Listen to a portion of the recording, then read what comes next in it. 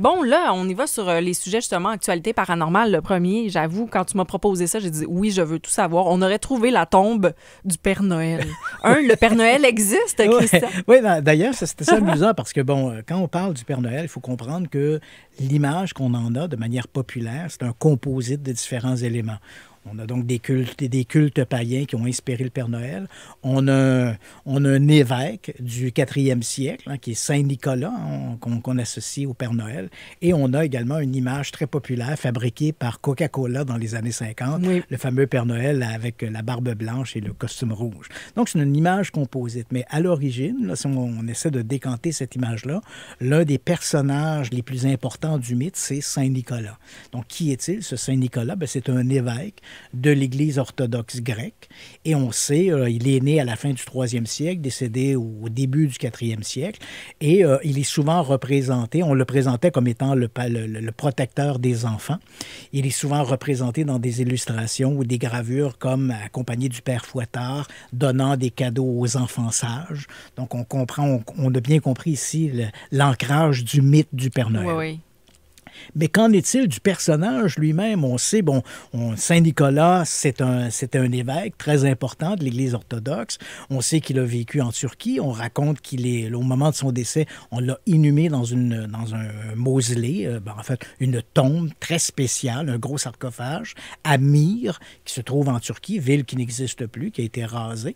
Et donc, on s'est dit, et éventuellement, comme c'est un peu la tradition dans l'Église, c'est exhumer à un moment donné les corps et de prendre des reliques. Et c'est ce qu'on a fait avec Saint-Nicolas. Éventuellement, on l'a exhumé de son sarcophage. Ses restes ont été amenés notamment en Italie, à Rome, à Venise. Et on sait qu'à Venise, les restes ont été éparpillés. Donc, on s'est partagé des restes de Saint-Nicolas pour en faire des reliques. Donc, quelque part, là, si on trouve la tombe de Saint-Nicolas, il ne faut pas s'attendre à trouver à l'intérieur le cadavre. On l'a dépecé. Tout le monde voulait sa petite partie voilà, de l'ancêtre du Père Noël. Et là, on s'est dit... Excuse-moi, je trouve ça drôle.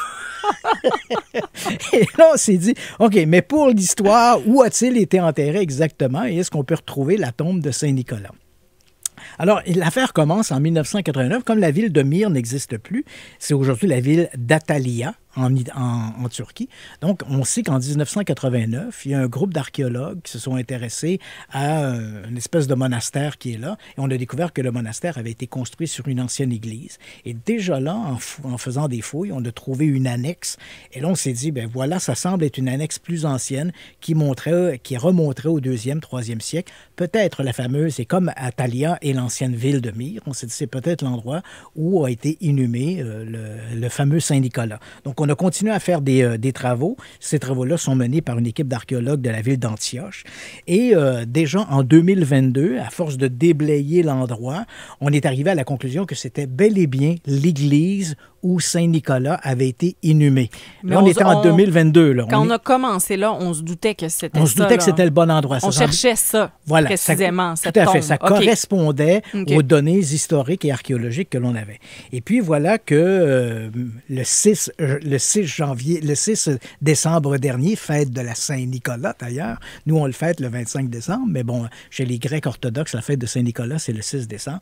Mais voilà qu'on a annoncé qu'on avait trouvé sous ces ruines, on avait trouvé un sarcophage en pierre qui correspond à peu près à l'usage que l'on fait, en fait, à l'architecture, disons, des tombes comme on le faisait à cette époque.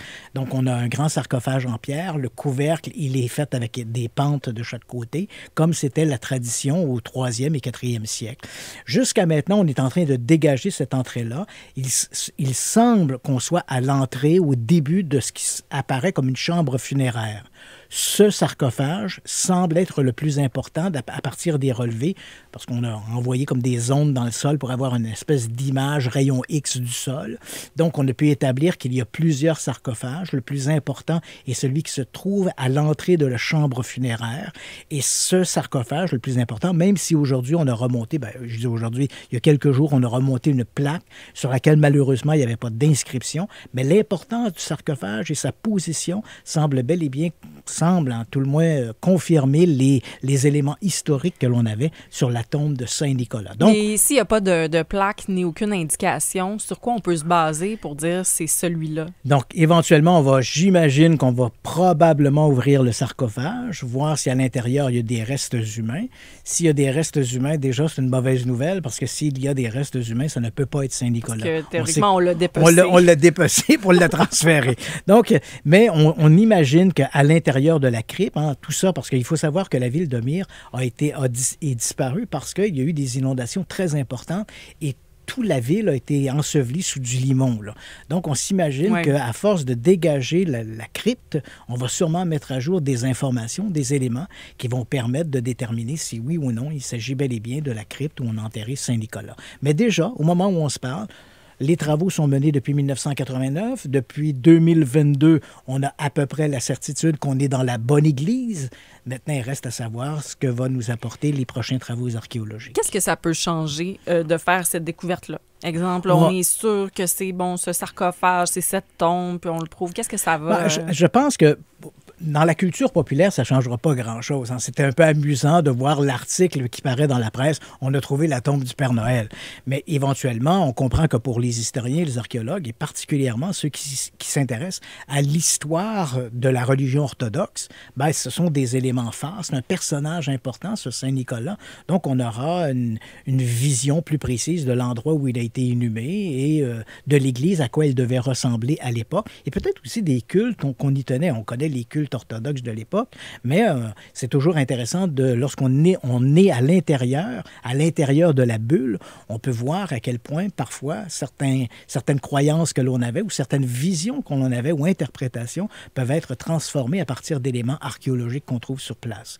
Donc, oui, on a peut-être trouvé la tombe du Père Noël, mais probablement pas celle des lutins.